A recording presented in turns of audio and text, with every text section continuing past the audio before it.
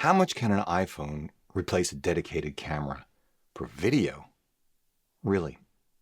Back in 2021, I reached into our video archives and republished a half-hour conversation with my friend Cliff Pickett about the ascendancy of iPhones as cameras.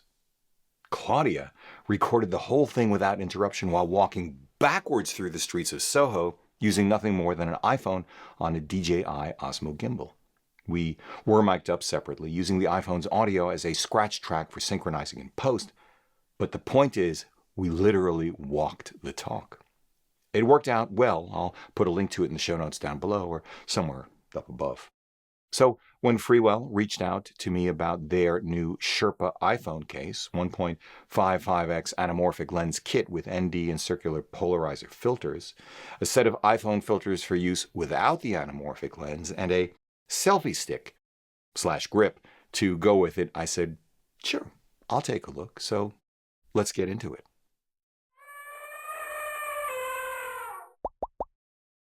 Hey everybody, I'm Hugh Brownstone for Three Blind Men and an Elephant, and once again, I'm going to be brief because I've got too many videos I need to get out very quickly. Freewell's $30 Sherpa case with integrated lens mount specifically for their $150 anamorphic kit, I used it with my iPhone 14 Pro, is one of the least expensive ways I know of to explore the world of anamorphic filmmaking, although this is an increasingly crowded field. Small Rig, Moment, Moondog, Ulanzi, you get the idea, now also offer smartphone anamorphic lenses for as little as $80. The good news is that least expensive does not necessarily mean made cheaply. Not at all. The Freewell filters, as always, are very well made. The anamorphic lens is very well made.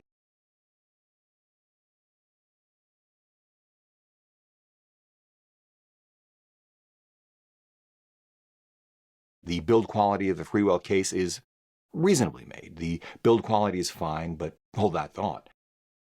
The image quality of the anamorphic lens is reasonable given the price and its most practical use, which is to say, better for exploring what an anamorphic can do rather than being a legitimate alternative to dedicated anamorphic filmmaking. With this said, although we had fun with it, I would not be inclined to use it again. Next time I want to explore anamorphic, I will do it with a Panasonic Lumix S5 II. On the other hand, Freewell's packaging, and to a lesser extent, its industrial design in this case, are indicative of real ambition, and I've learned that ambition is not to be underestimated. Still, the reality is this.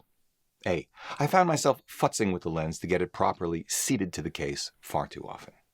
B, the lens mount bump on the case is just large enough that I could not properly place my iPhone 14 Pro on Apple's own MagSafe dual iPhone Apple Watch charger and therefore could not charge reliably. C, shooting as we did in low light, we were able to achieve our purpose, but it also revealed the significant image quality limitations of iPhone videography for that scenario, camera and lens both. Edge distortion on the anamorphic was dramatic, and in low-light video, where one cannot rely on computational imaging to compensate, image quality degradation was dramatic, although I still really like what it turned out to look like.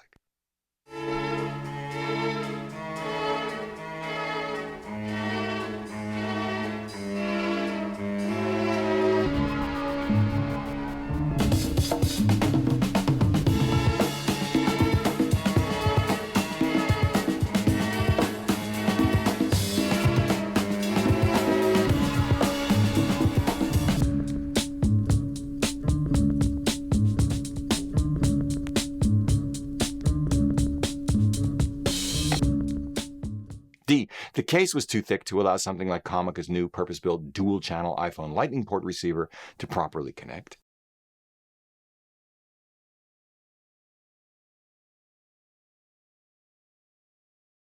E, even if the case hadn't been too thick, the weight of the anamorphic lens made shooting with a Zhiyun Smooth 5 gimbal we had on hand infeasible. And F, I am not a selfie stick kind of guy, so I did not try this piece of the Freewell smartphone ecosystem.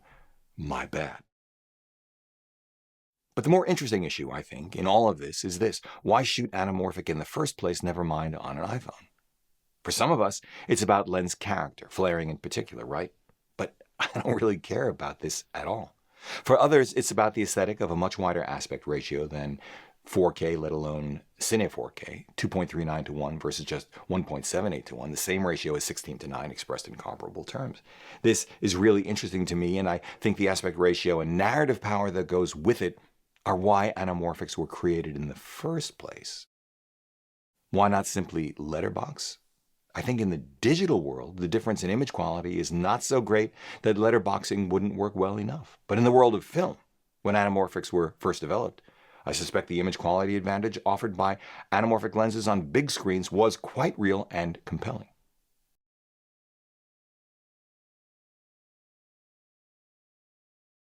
All of which, in the end, suggests that at present, no smartphone is really the place to get ambitious about anamorphic filmmaking.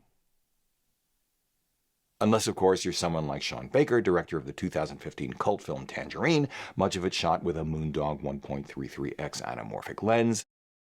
I'll wrap it up this way.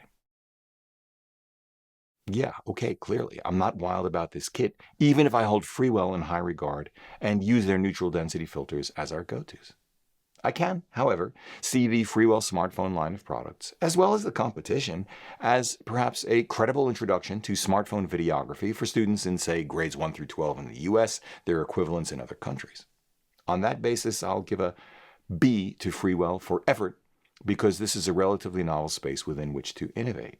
But I'm going to give them a C for execution, because while every piece is well put together, the operational and image quality issues are significant, and I'm giving them an incomplete for where we go from here, because I just don't see how a technology designed for big-budget Hollywood films really makes all that much sense on a multi-purpose device used exponentially more often for swiping them than for commercial filmmaking, and when sensor resolution, even on smartphones, reduces the persuasiveness of the image quality argument versus letterboxing.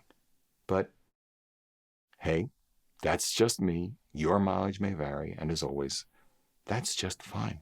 If you like what you've seen here today, please give a thumbs up, subscribe to the channel, join the conversation in the comment section below, because this is an exceptional audience.